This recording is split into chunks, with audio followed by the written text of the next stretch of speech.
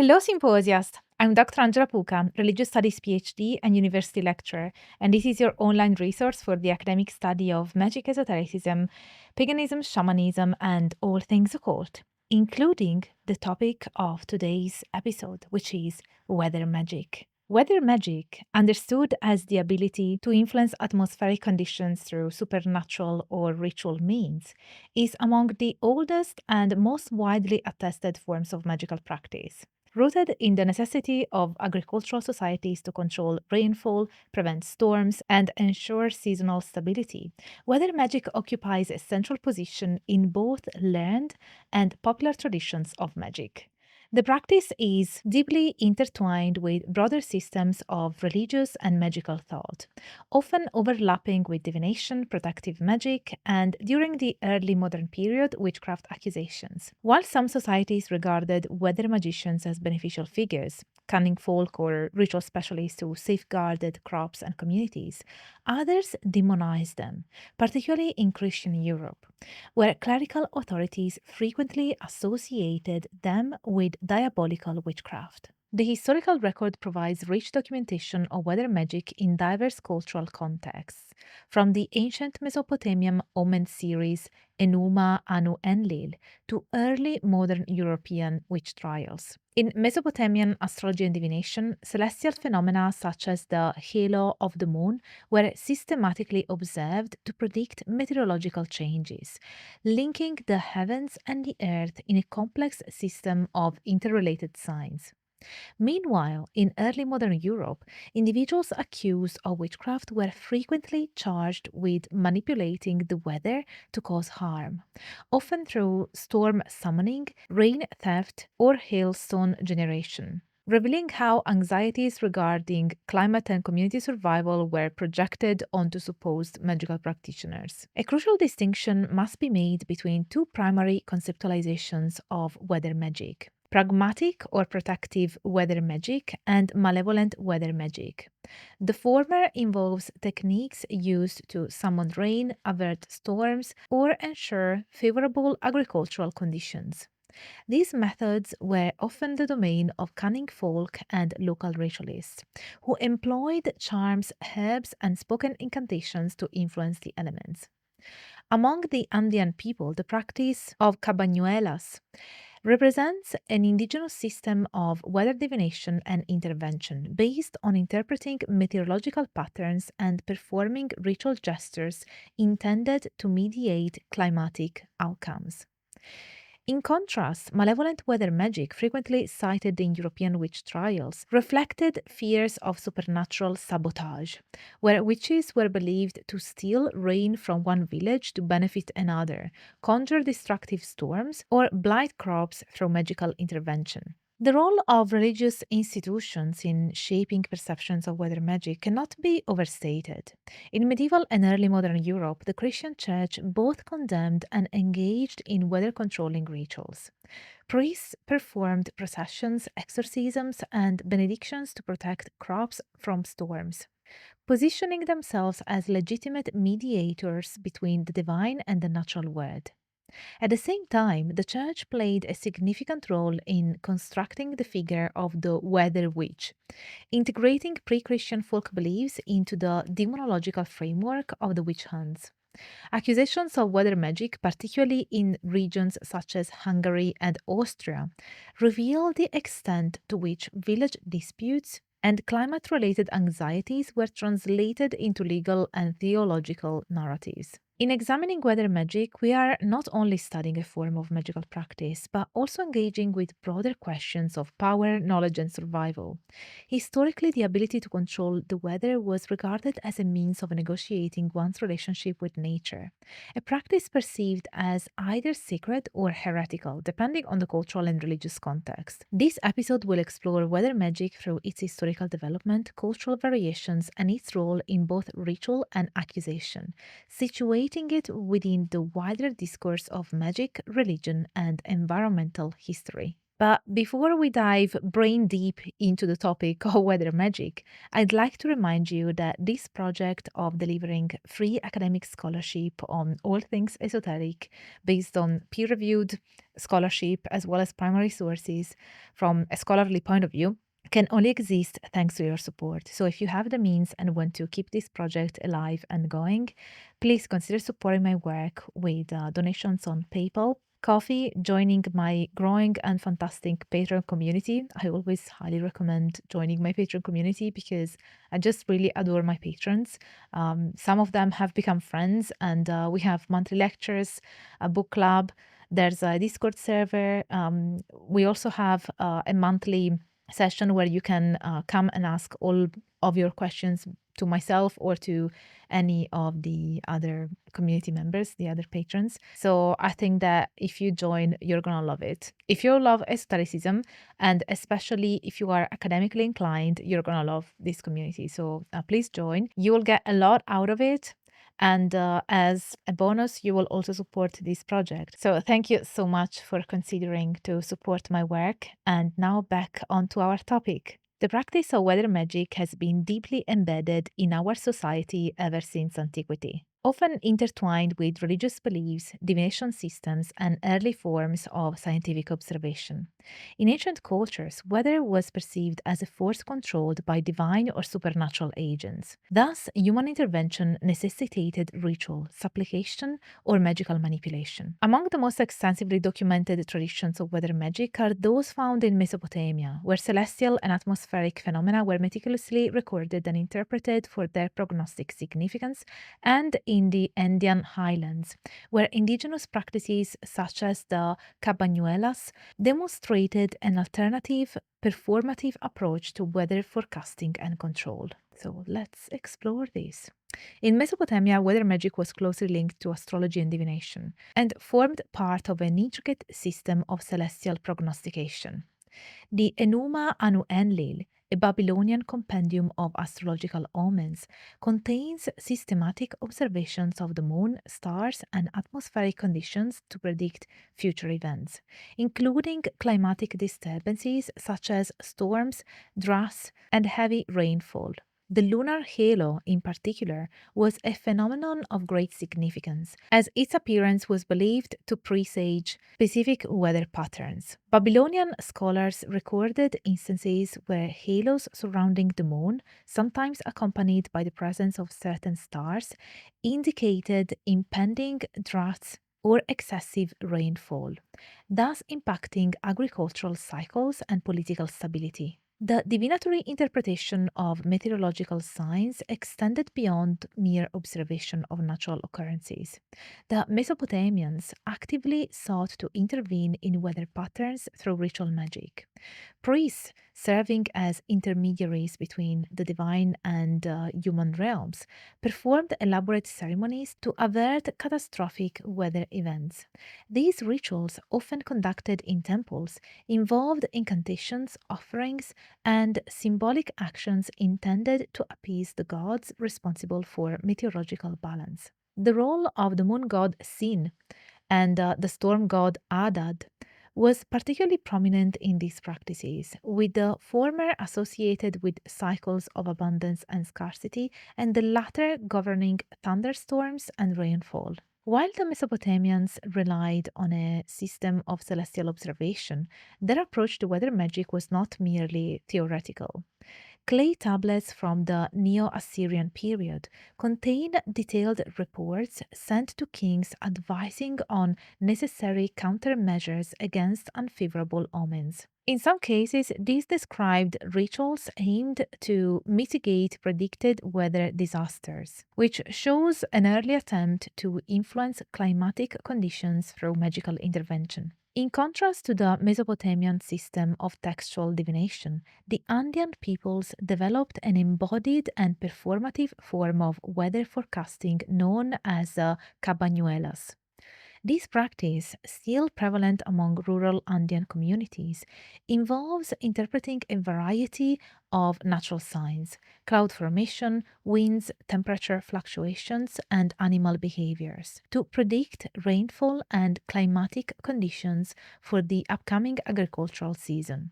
Unlike the formalized astrological systems of the Near East, Cabañuelas is rooted in experiential knowledge, where the act of observation is integrated into the cultural and ritual framework of agrarian life. One of the fundamental aspects of Cabañuelas is its symmetrical and reciprocal logic.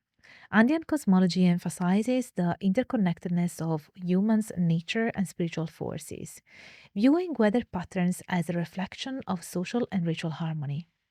When adverse climatic conditions arise, rituals are performed to restore balance. These may include offerings to the earth deities, like Pachamama, burning ritual substances, and enacting symbolic gestures designed to influence the movement of clouds and rainfall. These performative aspects of Andean weather magic contrast with the deterministic model of Mesopotamian divination.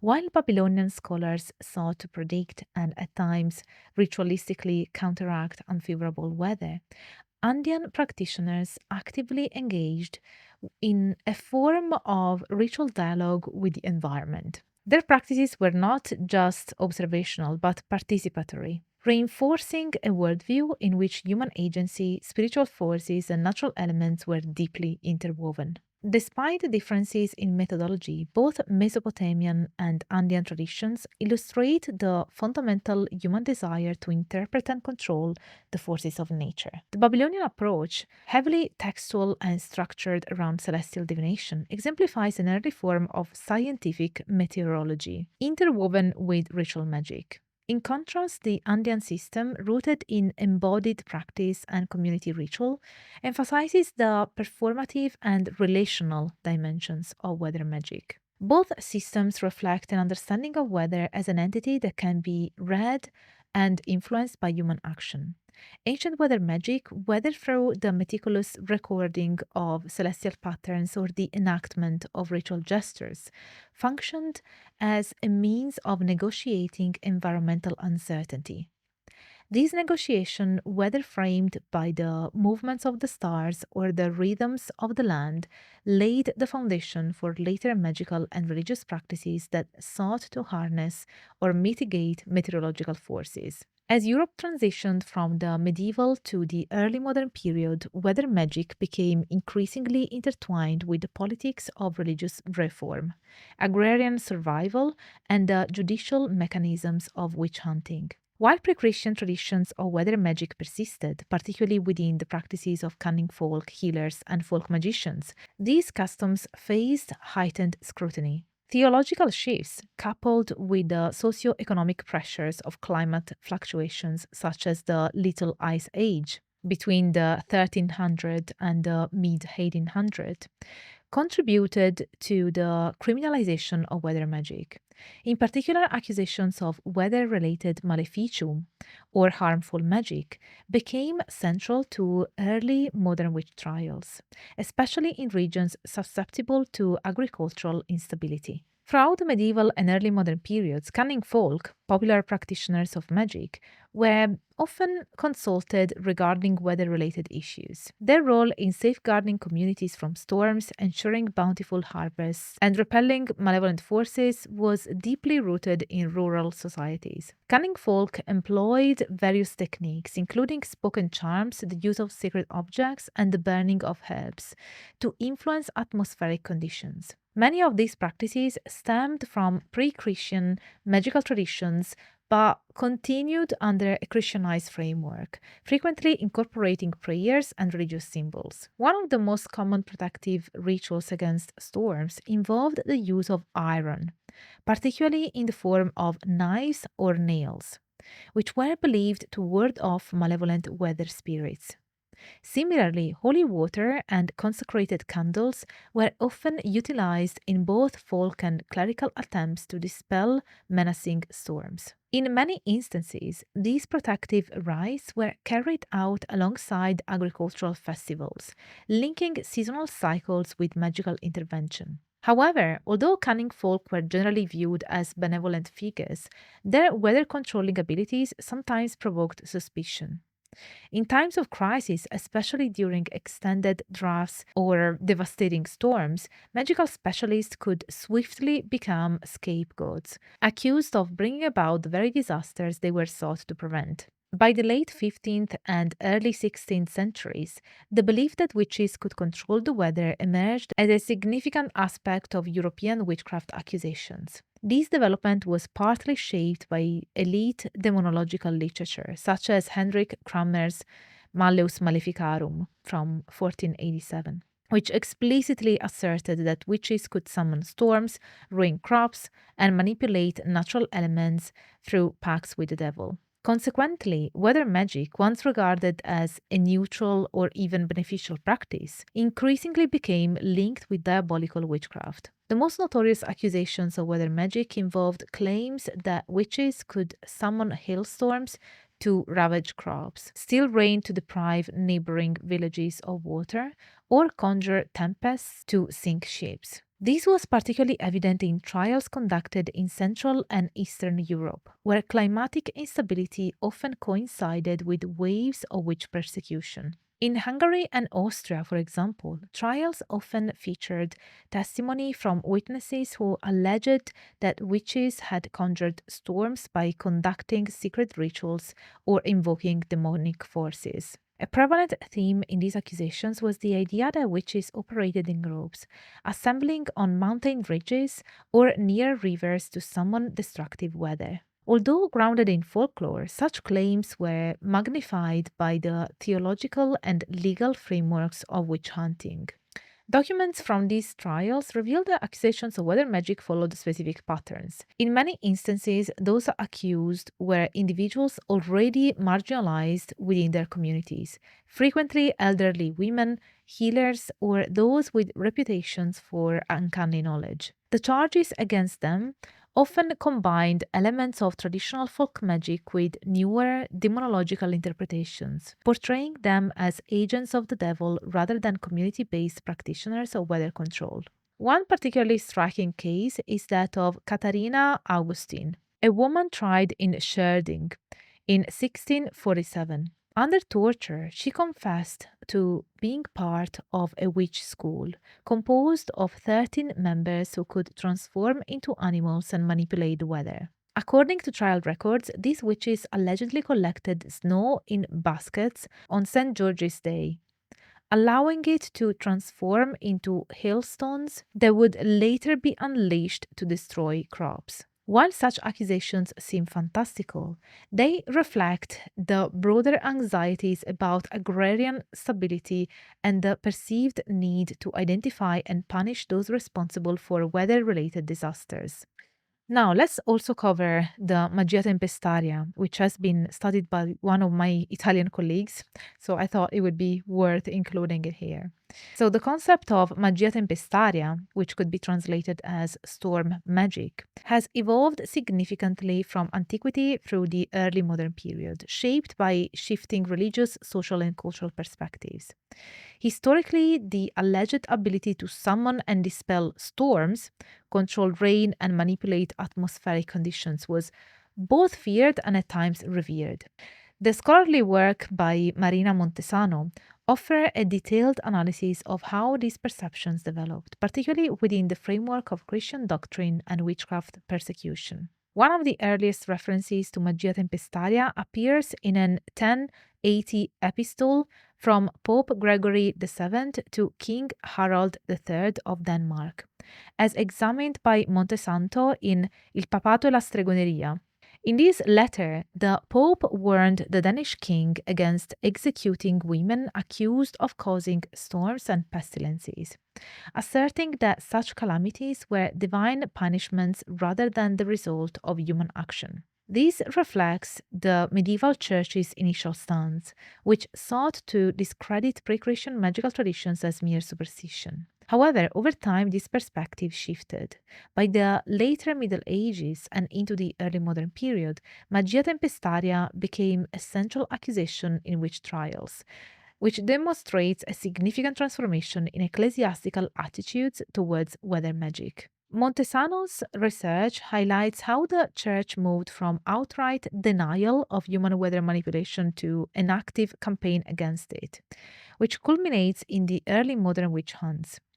Individuals, predominantly women, were frequently accused of controlling the weather for malicious purposes, leading to their persecution and execution.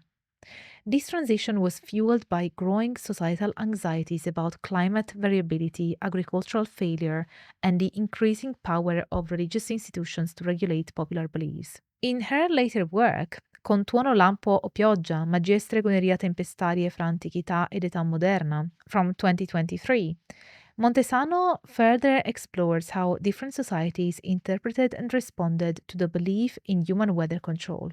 She examines the continuity and transformation of these ideas, tracing their survival from classical antiquity through medieval thought and their eventual codification in early modern demonology. Her research underscores that Magia Tempestaria was not merely a European preoccupation, but part of a broader, long standing tradition of weather related magical practices. The geographical context of Magia Tempestaria was primarily centered in medieval and early modern Europe, with notable cases appearing in the Carolingian era. During this time, individuals known as tempestarii were believed to summon tempests and hailstorms, often blamed for crop failures and other natural disasters. The Capitulary of Charlemagne from 789 CE explicitly condemned such accusations, which shows an early attempt by the Church to suppress these beliefs. Despite official condemnation, belief in weather magic persisted. In Northern Europe, particularly among the Lapps and Baltic seafarers, the sale of favorable winds by witches was a well documented practice. Rituals to summon or dispel storms varied across regions but often included climbing to high places, performing incantations, and engaging in symbolic actions meant to command the elements. The association of weather magic with sailors and agrarian communities demonstrates its deep entanglement with survival concerns in pre modern societies. As Montesano's research demonstrates, the transition from toleration to persecution of Magia Tempestaria was gradual. Initially dismissed as folklore, weather magic became enmeshed in the broader European witch hunts of the 16th and 17th centuries. Trials across France, Germany, and Switzerland featured accusations of weather control, with some cases alleging that witches could redirect storms to destroy rival villages' crops. This shift in perception from local superstition to diabolical conspiracy was largely driven by the formalization of demonology in Catholic and Protestant thought. The persistence of Magia Tempestaria also highlights a fundamental concern about human agency over nature, particularly in societies dependent on agriculture. As Montesano argues, fears of weather magic reflect broader anxieties about environmental unpredictability and social control. The study of these beliefs not only illuminates the history of magic and witchcraft, but also reveals the ways in which societies have navigated the fine line between faith, superstition, and the natural world. The Benandanti, or Good Walkers, were members of a visionary agrarian tradition in the Friuli region of northeastern Italy during the 16th and 17th centuries. Their beliefs and practices, as documented by historian Carlo Ginzburg in the Night Battles, Witchcraft and Agrarian Cults in the 16th and 17th centuries, a book from 1983, centered on nocturnal journeys in which their spirits left their bodies to battle malevolent witches, which would be the Malandanti, threatening agricultural fertility. These encounters, offering on specific Thursdays during the Ember Days, periods of fasting and prayer in the Christian liturgical calendar, were believed to determine the success or failure of the harvest. Individuals identified as Benandanti were often distinguished by being born with a caul or amniotic sac covering their heads, a mark thought to bestow supernatural abilities. During their visionary journeys, they claimed to ride animals such as hares or cats into the night sky, yielding fennel stalks as weapons against the witches' sorghum stalks. Victory in these battles signified a bountiful harvest, while defeat foreshadowed famine. Their role in ensuring agricultural prosperity positioned them as spiritual defenders of the community, though their beliefs and practices would later become the target of inquisitorial scrutiny. Ginsburg's research, based on Inquisition trial records, illustrates how the Benandanti initially perceived themselves as guardians of the land rather than practitioners of malevolent magic. However, as the Roman Inquisition sought to eliminate heretical and non conforming spiritual traditions, their practices were increasingly reinterpreted through the lens of diabolical witchcraft. The Benandantes' accounts of leaving their bodies, engaging in supernatural battles, and possessing innate magical abilities were gradually reframed as evidence of participation in sabbatic witchcraft. This shift in perception led to trials and persecution, contributing to the eventual disappearance of the Benandanti as a distinct tradition. Ginsburg suggests that the Benandantes' beliefs may be remnants of pre Christian fertility cults with shamanic elements. He draws parallels between their nocturnal battles and other European folk traditions, such as the Livonian werewolf, which depict supernatural figures engaging in struggles to ensure agricultural abundance. These similarities suggest that across Europe, certain groups, whether spirit walkers, werewolves, or other visionary practitioners, were believed to act as intermediaries between the natural and supernatural worlds, protecting crops and livestock from harmful forces. While not primarily associated with Magia Tempestaria, the Benandantes' focus on agricultural fertility indirectly linked them to weather related concerns. Since crop success depended on favorable meteorological conditions, their visionary battles could be interpreted as attempts to ensure not only protection from malevolent witches but also stable and beneficial weather patterns.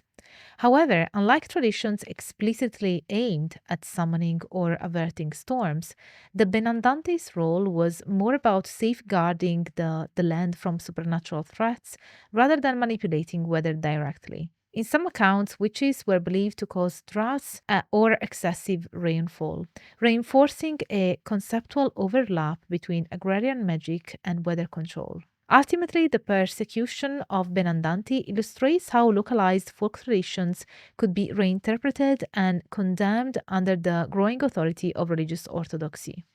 Their story sheds light on the broader processes through which popular beliefs, once tolerated or even revered, came to be viewed as heretical threats to Christian doctrine. Ginsburg's study remains a critical resource for understanding how pre modern societies navigated the intersection of magic, religion, and agricultural survival. While the Church condemned weather magic associated with witches, it also upheld its own system of clerical weather control.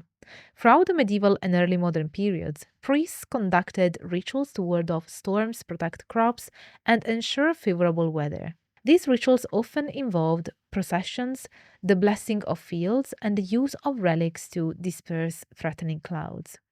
One notable example of ecclesiastical weather magic is the practice of rogation days, during which priests led processions through the countryside, offering prayers for protection against storms and droughts. Holy water, consecrated salt, and the recitation of psalms were key elements of these rites. Such practices were often framed as acts of divine supplication rather than magical interventions, allowing them to coexist with the official church doctrine. However, the distinction between clerical and folk weather magic was often unclear. In many rural communities, priests were themselves expected to conduct weather related rituals, and failure to do so could lead to accusations of negligence or, in extreme cases, complicity in magical harm. In certain regions, villagers accused priests of using their understanding of blessings to secretly manipulate the weather for personal or political gain. The tension between religious and folk understandings of weather magic is evident in trial records, where accused witches were sometimes described as using inverted or corrupted versions of priestly blessings to summon storms.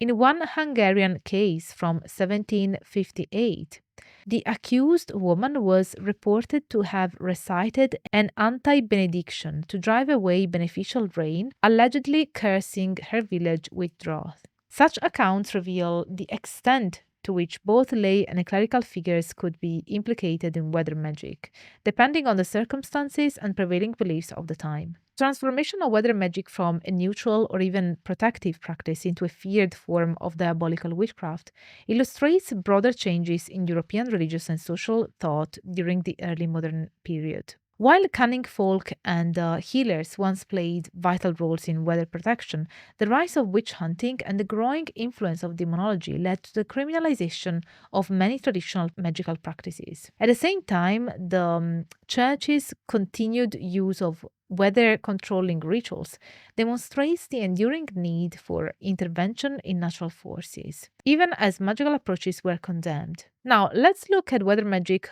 a little bit in a comparative way. As European witch trials intensified during the early modern period, weather magic became almost exclusively associated with malicious witchcraft.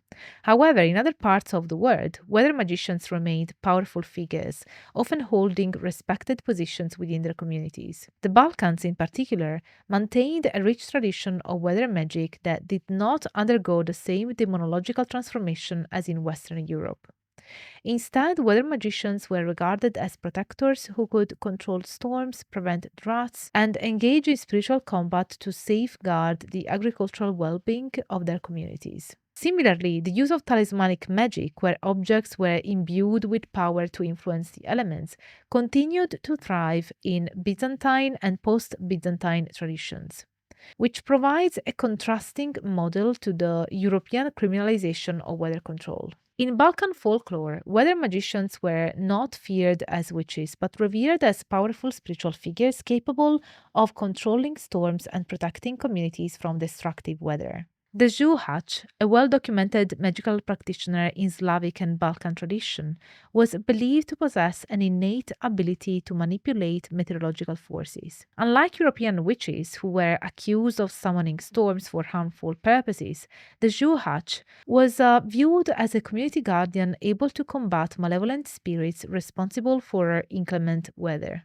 Ethnographic accounts describe the Juhach as a person who possesses an inner spirit or shadow soul, capable of leaving the body during sleep to engage in aerial combat with rival weather magicians. These nighttime battles were believed to determine the fate of local harvests, as Juhach fought to redirect storms away from their villages. If a Juhach was defeated in combat, the community could suffer from hailstorms, droughts, or crop failure. Unlike European witches who were thought to conspire with the devil, Juhachi were understood to be part of a natural and ancestral lineage of weather protectors, with their powers often inherited through family lines. The concept of guardian spirits tied to weather magic also persisted in Balkan traditions. Spirits known as the stoikeia, from the Greek stoikeion, meaning elemental or spirit of place, were believed to inhabit the natural landscape and influence atmospheric conditions. These spirits could be appeased or invoked through ritual acts, and in some cases, they were said to be bound into talismans or amulets to provide ongoing protection against storms. Beyond human practitioners of weather magic, many cultures utilized talismans and magical objects to influence meteorological forces. In Byzantine and post Byzantine magical traditions, talismanic magic was closely tied to astrological and elemental theories. The tradition of telesmata, from the Greek for talismans, involved the ritual preparation of objects inscribed with divine names, planetary symbols, and magical formulas designed to control natural phenomena. Byzantine sources describe the widespread use of weather talismans to prevent storms and droughts. These objects were often crafted from metal, stone, or parchment and were situated at the boundaries of agricultural fields or atop buildings to guard against hail or excessive rain. Some of these talismans included prayers to Christian saints linked to weather control, which shows the ongoing fusion of magical and religious elements in post classical magical practice. In some cases, talismans were thought to contain elemental spirits that could be commanded to influence the weather. Drawing from Neoplatonic and Hermetic traditions, Byzantine magicians constructed intricate cosmological frameworks in which planetary influences were channeled through sacred inscriptions and consecrated materials. The persistence of these beliefs well into the Ottoman period suggests that, unlike in Western Europe, the connection between weather magic and diabolism did not take root in the same manner, allowing the practice to remain within acceptable cultural and religious boundaries. The differences between European, Balkan, and Byzantine approaches to weather magic highlight how cultural and religious frameworks shaped attitudes towards magical practice. In Western Europe, the theological dominance of Christian demonology resulted in the criminalization of weather magic and its integration into witchcraft persecution. In contrast, in the Balkans and the Eastern Orthodox traditions, weather magic continued to be a functional and respected aspect of spiritual and agricultural life. The role of the Jewhach as a protector rather than a destroyer provides an important counterpoint to the European stereotype of the weather witch. While the European witch trials painted weather magic as inherently malefic, Balkan traditions framed it as a necessary defense against environmental instability. Similarly, the use of talismanic magic in Byzantine and Ottoman context demonstrates a continued belief in the legitimacy of magical intervention in natural forces, untainted by accusations of heresy. The cross-cultural study of weather magic highlights the fluidity of magical traditions and their dependence on broader socio-political structures. In societies where religious institutions incorporated magical practices into their cosmology, weather magic endured without facing persecution. Conversely, in societies dominated by demonological narratives, magical weather working was systematically eradicated. These distinctions reveal the extent to which magic, rather than being an intrinsic force, is shaped by its interpretive frameworks of the cultures that produce and regulate it. Although the criminalization of weather magic during the early modern witch trials aimed to eradicate its practice, weather-related magical traditions have persisted and in some instances evolved into new forms.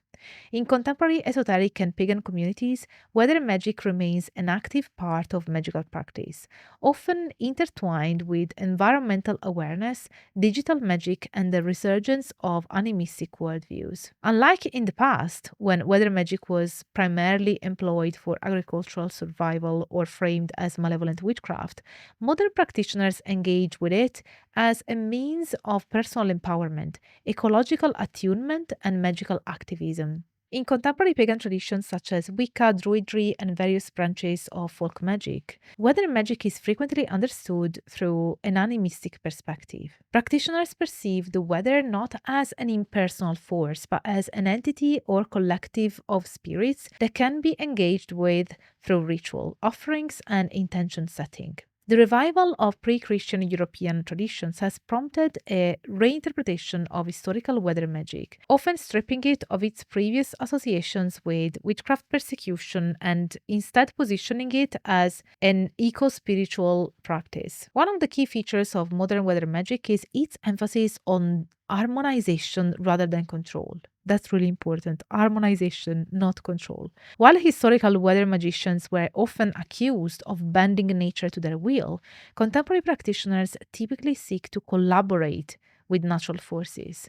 Rituals for rainmaking, for instance, often involve offerings to local spirits, meditative visualization techniques, and collaborative ceremonies designed to invite rather than compel precipitation. This reflects a broader shift in modern esotericism away from coercive magic and towards an ethic of relationality with the non-human world.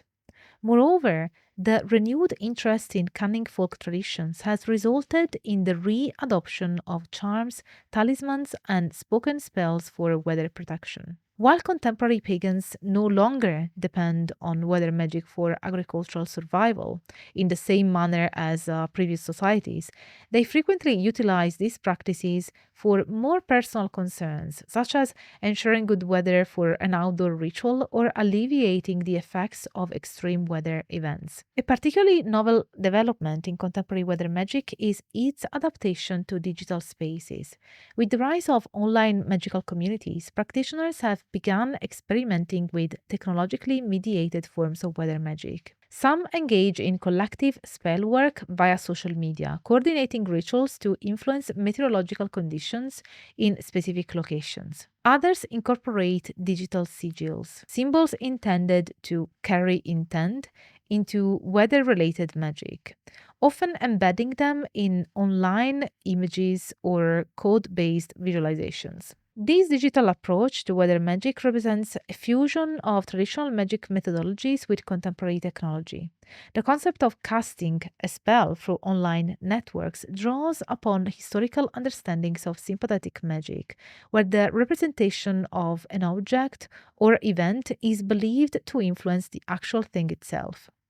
In some instances, practitioners assert success in crowd-sourced weather magic, citing communal efforts to shift storm patterns or redirect destructive winds as evidence of their efficacy. While these claims remain anecdotal, they underscore the evolving nature of magical practice in an era where the boundaries between the physical and the virtual are increasingly blurred. In response to contemporary ecological crises, some historic practitioners have framed weather magic as a form of environmental activism.